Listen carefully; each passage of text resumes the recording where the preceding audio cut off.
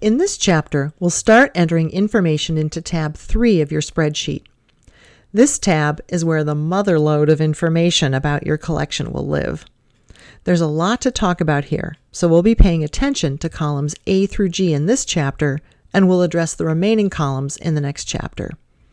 If you haven't already watched the video Organizing Your Collection, please watch that first before watching this video. Tab 3 is somewhat different in purpose from tabs 1 and 2. Both of those tabs basically gave you a checklist of steps to follow for setting up your system for receiving donations, talking to potential donors of material, and then conducting and storing your interviews. Tab 3 is not a checklist of steps. Instead, it's a place to gather all the searchable data that you'll provide for each of the items in your collection.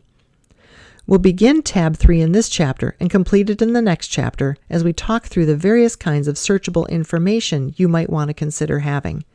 Then you can decide how much of this information you want to collect for your purposes. And we want to emphasize that you can scale this up or scale it back, depending on your situation.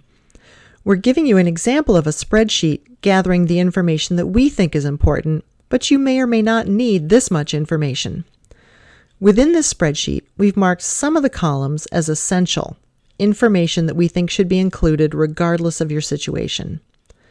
Other columns as recommended information you might want to include to make searching easier in your collection, and other columns as optional. The optional columns are ones that worked for us in our process, but may or may not fit with how you put your collection together, so we just included them for illustration purposes. So let's take a look at tab 3. We'll go through columns A through G with several different examples.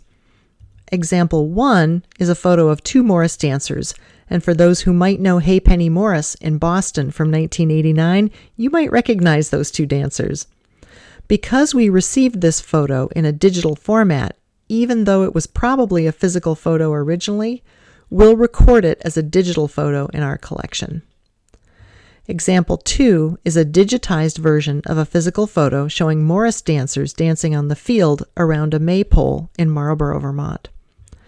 Example 3 is the 2004 poster for the Marlborough Morris Ale in Marlborough, Vermont.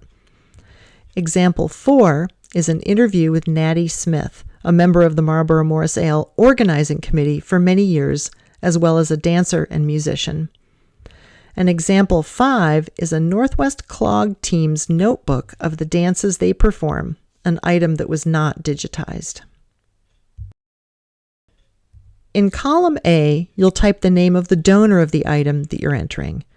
Eventually, you will not need to associate the item with the person who donated it, but for now, we're tracking that information because you may have questions for that person as you enter information further in this tab. In column B, also listed as recommended, note whether the item is coming to you in a digital format or whether it's something physical.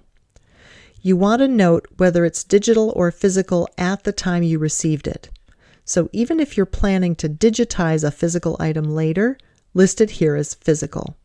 Similarly, if you've received a digital photo that you know was originally a physical photograph, list it as digital if that's how you received it. Why do we care about noting this? Because it will be helpful as you're looking for items in your collection to know whether you're looking for a physical item or whether you're looking for a digital file. Column C is optional. It's only relevant if you're choosing to assign ID numbers to items or folders. List the ID number that you're assigning to that item, and if you do create ID numbers, we strongly suggest that you keep a running list in tab 4. In rare circumstances, you may want to change or drop an ID number. For instance, if you decide not to keep an item in your collection, then you could retire its number or make its number available for a future donated item. This list gives you a place to keep track of which numbers you've used, changed, or dropped. We then decided that we wanted to track an additional step, and that's what's shown in column D. In column C, we listed the number that was assigned to each item, but we then wanted to make sure we had labeled the item with the ID number. For digital files, we included the ID number in the file name, But for physical items, we needed to write the number in some unobtrusive place or on a tag that we attached to the item. This column helped us keep track of whether we had done that yet. In column E, you're now going to create an item title, so that's an essential piece of information. This title can be fairly descriptive because this is what you and the users of your collection will most often refer to. First, we have Suki Kraus and Deb Small dancing with Hey Penny Morris. The next photo is one that we received physically, but then digitized, and we're calling it Masked Dancing Around the Maypole.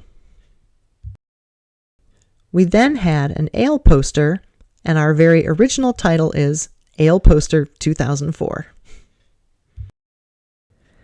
We've got the interview with Natty Smith. And the last one is Team Notebook of Dance Directions. So those are the item titles. In columns F and G, both of which we recommend, we'll provide two different organizational labels that are each useful in different ways. In column F, you'll keep track of what the format of the item is. We labeled this as recommended because we found that being able to sort our collection by the type of item was something we needed to do often. We've created a drop-down list of what we anticipate will be the most common kinds of donations to a collection, but you're free to create your own drop-down menu here if you choose. We do recommend using a drop-down menu here for the sake of consistency in labeling things in your collection. So this first photo belongs in our Photo Born Digital format because we received it as a digital photo, even though it was probably originally a physical photo. The next one we received as a physical photo. The Ale poster is a poster or flyer, and then we have an interview, and the Team Notebook of Dance Directions consists of a bunch of physical documents. In this chapter, you've also established what categories you're going to use to organize your items into, and column G is where you'll keep track of those categories. For this example, I used the categories we chose for our Marlborough Morris Ale collection. However, you would use your own list of categories here that you've chosen for your collection. Our first photo of Suki and Deb would belong in our Images category, as would our next photo. The Ale poster belongs in Printed Materials. The Interviews belongs in its own category, and we decided the Team Notebook of Dance Directions belonged in our Related Materials category since it was not specifically about the ale. So here we have columns A through G completed. So this begins the process of creating an inventory of your collection entered in this tab.